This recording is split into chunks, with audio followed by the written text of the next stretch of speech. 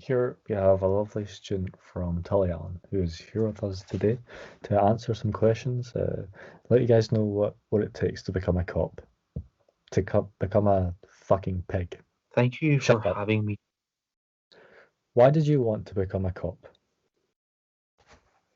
So I saw the George Floyd case, and I saw that the police got a lot of negative press for this particular event, and it was disgusting. It was disturbing to honestly witness what was going on.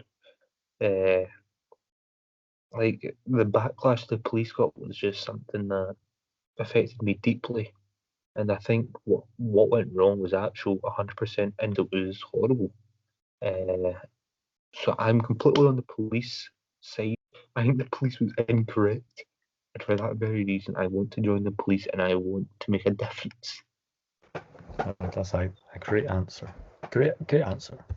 Okay. It was a question, thank you. So this is a popular question among interviewers that I'm about to give you. It helps you quickly learn a lot about the candidates, actually. This question enables you to deduce three things. Whether the candidate's weaknesses could conflict with job requirements, whether or not the candidate is self-aware, and how you would like to improve your shortcomings. So tell me, how big's your cock? Just show me. Okay, very bulbous. You make a great cop. So, I meet the entry requirements for bulb length. you've finished your first week and you're about to start your second. How did you get on in your first week? It's a very good question, thank you. So in the first week, it was very intense. First day was just mainly like the legalities that we went over, and then second week we got the baton, learned a few techniques.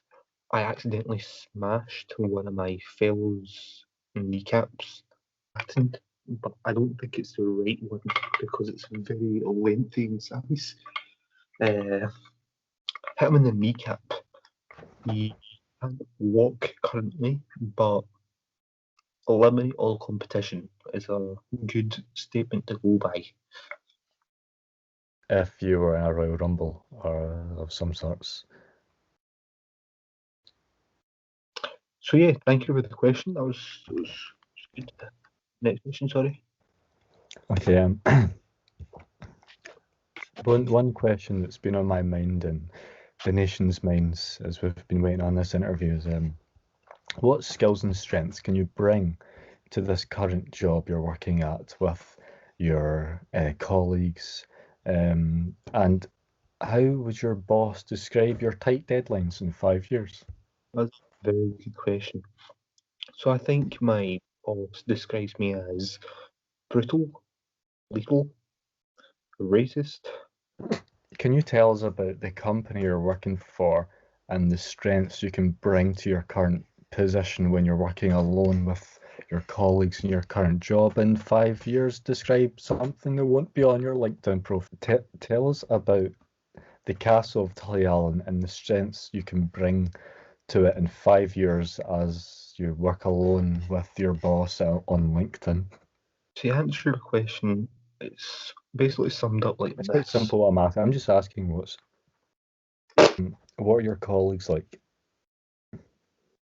So I would say my colleagues are the type of people that are like they want to be successful, they want to thrive, they want to all help each other out as well. They all want to see each other become successful, but they're all ugly as fuck as well. But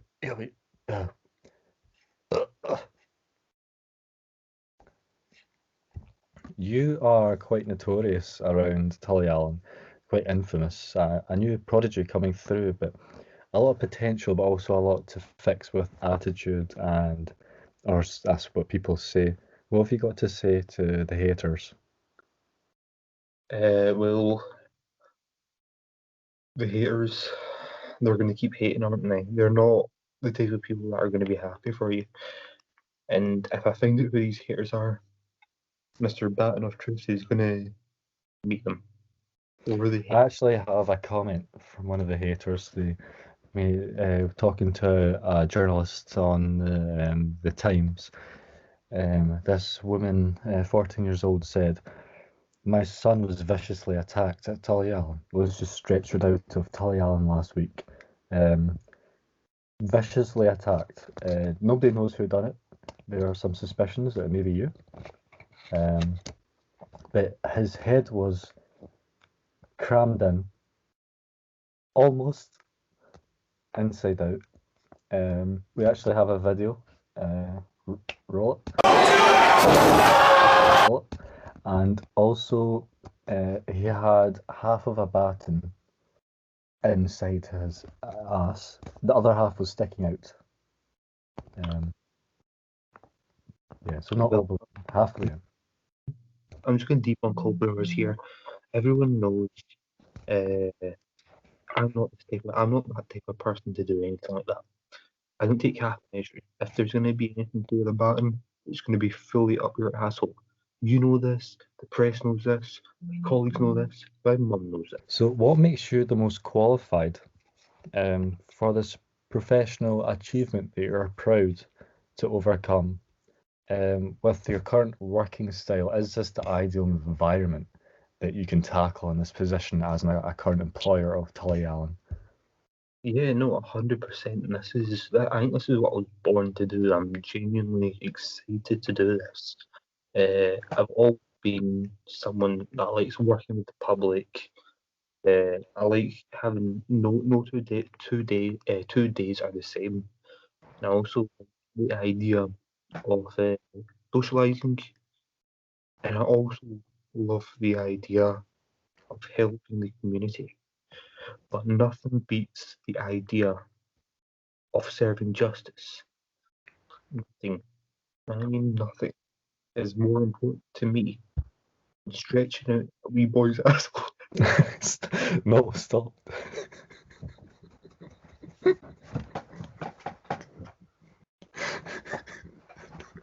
So, what excites you about working outside in that environment with your fellow colleagues? Well, a couple of days ago, I got to check out an abandoned house as a probationary officer. And in that house, there was a junkie, and it was kind of upsetting to just kind of see him in that state. I took constable. He told me well. He was like, you need to approach these people slowly because they're in a vulnerable situation. So you don't want to like come across too intimidating or anything.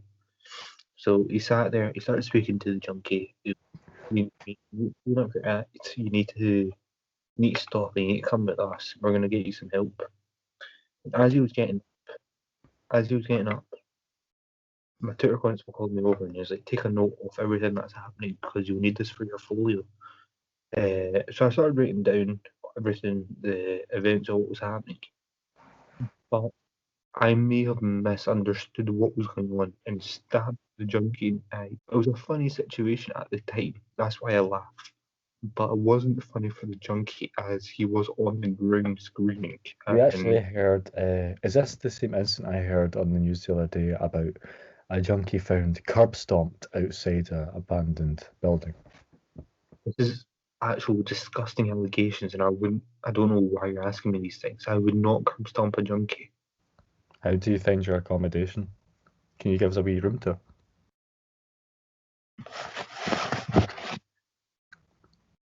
So this is my bag. Wait one sec. Show us again. Hello. This is my shoes. This is my door to go out the house. And what's the door to the right? You don't know. I'll just give you a second.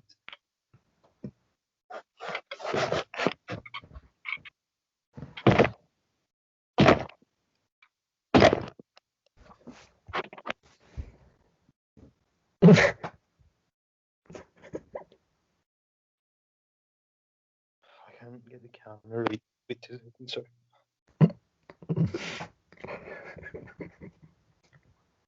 The camera there. Wait 2 seconds, sorry.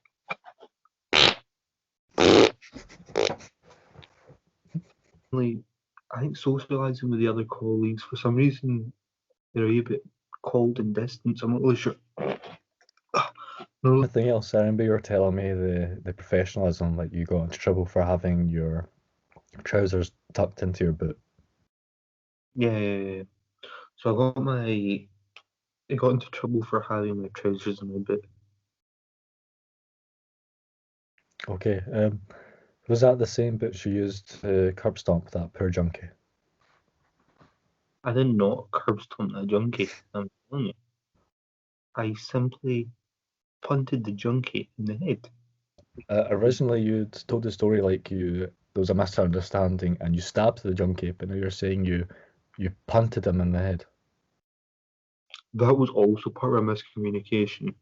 They were like, Rain, what are you doing? Calm down. And then I heard them say, like, I don't know, I'm pretty sure I heard them say, calm down the junkie. So I was like, what's the best? So I calmed down the junkie in the easiest way I could. Just when he punted the head. He may be a vegetable and he may have a metal plate in his head, but he is living a comfortable life watching SpongeBob and dribbling on his shoulder. So you didn't stab him. Oh yeah, I definitely stabbed him. The punt, however, was The devastating blow. inhumane, to say the least. But he is living a comfortable life. He's like laughing some of So you're saying that the autopsy was wrong and he was not curb stomped. He was just punted in the head. Because you should have seen his jaw. His jaw was hanging off his face. So I think that's a problem with the surgeons and the guy himself. I think there was a wee mishap over there. I don't think what I done was wrong. I think it was perfectly justified. It was the correct amount of force. We've been told in the police that we need to use minimal force. That was minimal force, in my opinion.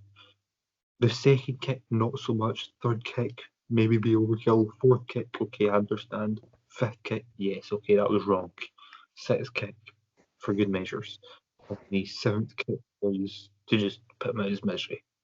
Decker's Healy, he loves fish. Well, I need to go to bed in 3 minutes, so I'll ask you one last question. No, I'm asking you questions. Give me a sum up question, final question that I can go to bed with. Drunk with fatigue. Death even to the hoots of gas shells dropping softly behind. Gas, quick boys. I like to see.